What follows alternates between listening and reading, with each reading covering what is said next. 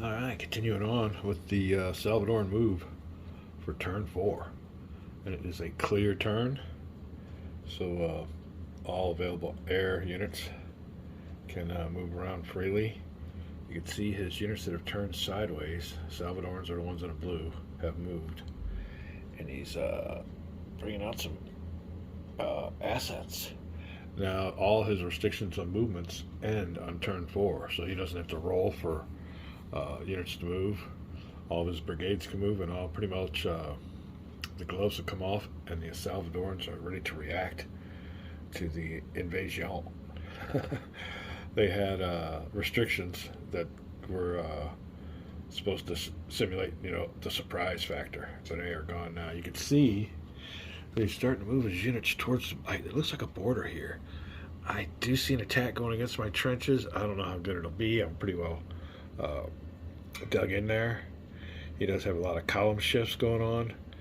But other than that, it looks like he's just beefing up here. It's something I do like to see. It's part of it. It's kind of part of the plan. But yeah, he's moving away from here up this way, I guess, to engage. Now, I think I'm done with his movements. And now we're on his insurgency movement phase, so that'll be it. Now, he has moved some insurgency units during the regular movement phase. But he does get to move them during the reserve movement phase if they haven't moved a full 4 movement points, if they've only moved 1 or 2. Now, I'm not sure. He hasn't put insurgency reserve markers on there, so when it comes time for insurgency movement, I'm just going to say something about it. We've been through this a bunch of times, and you got to kind of, after a while, learn how to play the game, but I don't believe he's got any insurgency reserve markers on there. Now, it is now his insurgency movement phase, so I might have it wrong. Let me look at the rules again. It might be that if they've only moved a couple hexes during their insurgency movement phase, that they get markers put on them. But these units have moved during the regular unit movement phase, so I don't think they can move again during the insurgency movement phase. We'll have to check all that out. Hold on a second. I'll be right back. All right, and that is the way it looks, like I said. Got a couple attacks going on there. I don't know if they got enough to eliminate units. I guess on a good die roll he could. I don't know if I don't have no river bonus there. And no river bonus there, so he might have some good attacks going. We're like I said, we're done with his movement, so I think that's all it's going to be is an attack there. Well, I don't know if he'll attack there. I got a helicopter there. I guess maybe he'll only have one attack going on. But like I said, I kind of like what I see. We did have a little bit of a delay because during his movement he moved one unit from here all the way next to my unit here. I was like, what in the heck? So I wrote him a bunch. He was doing so good, we didn't have no infractions, and that happened. And I'm rolling back. I go, dude, it ain't even the air phase. I don't know how that unit got there. Well, anyway, I had a little conniption fit. Wrote him a long letter. Wonder what the heck happened, and he wrote me back. Says, oops. On the vassal mods what we're playing on. He goes, I must have stuck to my cursor.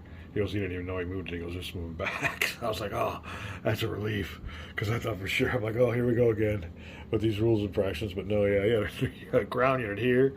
And I guess was moving around on vassal. He kind of dropped him off there. And I had to put a scratch on everything, stop, ride him, find out what's going on, how in the heck would he get there. And he says, oh, dude, it was a mistake. I'm like, oh, okay. So that was fine. We're continuing with this good game. I'm glad to. This game's getting interesting now. We're on turn 4 of a 18 turn game. I have got to watch my units, just like in Wellington's Victory Waterloo.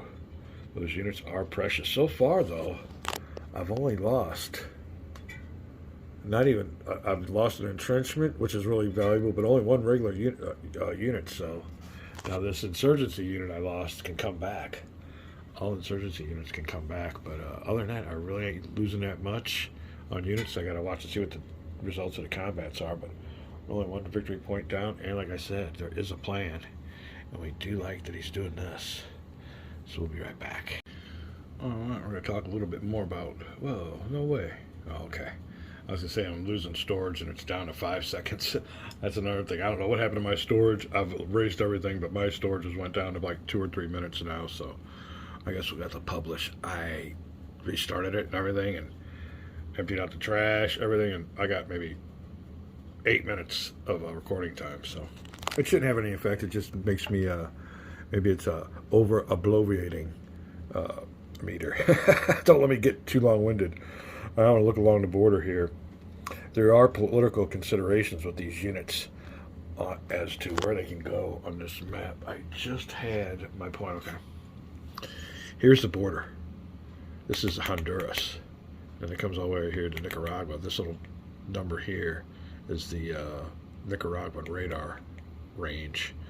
But there was a question about this unit here. Now, this unit here is originally a Honduran revolutionary unit, so he can be in his home country. Honduras is definitely his home country. Being right there is fine. But there's a rule that states FMLN units can be 2 hexes into Honduras as are considered their home country if it's in a forest hex. So this one here would be a violation. This one here would be a violation, and so on. So we got to keep that in mind too. Other than that, that's about it. I was thinking about these victory games and how, kind of combined arms and complicated they are. There was a episode on Art Wolf's Lair the other night. Him and El Duce, I forget, Dan Pecanelli, I think it's his name. Watch him all the time, but it's bad on names. But I think the guy's name on Art Wolf's Lair is Gary. He was talking about during the Gulf War that when the Gulf War came up, the old military had to go out and buy a bunch of copies of Call Strike because they didn't have nothing to go on with that theater, and gave old Mark Herman a call. He had to get some kind of like a clearances or something. I mean, is our military that lame? They had to go out and buy copies and go, I got the game. That's another story. I'll tell you what, when it came time for Desert Storm or Desert Shield, I was playing Gulf Strike already, and it came up that there's a Desert Shield edition to the game, and that's one I got to play one of these days again. But I did the whole invasion of Kuwait, and I need to pull out my little sheet of paper that shows you how I attacked Kuwait before they did it in the real Operation Desert Storm, and mine was almost dead on. I mean, it's basic how you gonna attack somebody. The blitzkrieg and everything, tactics, and the Schwarzkopf's long, armored route. I mean, mine was just about dead on with the paradrops behind the line. But we got to stop this real quick. We'll be right back. All right. So now I'm running out of time. I don't guess I'll have to make this a video. This could be a problem with the storage, but little note to all the war gamers out there: when you're facing a blitzkrieg, what kind of defense best to use to blunt a blitzkrieg? And that is defense in depth. Always defense in depth when you're facing a blitzkrieg. We'll be back.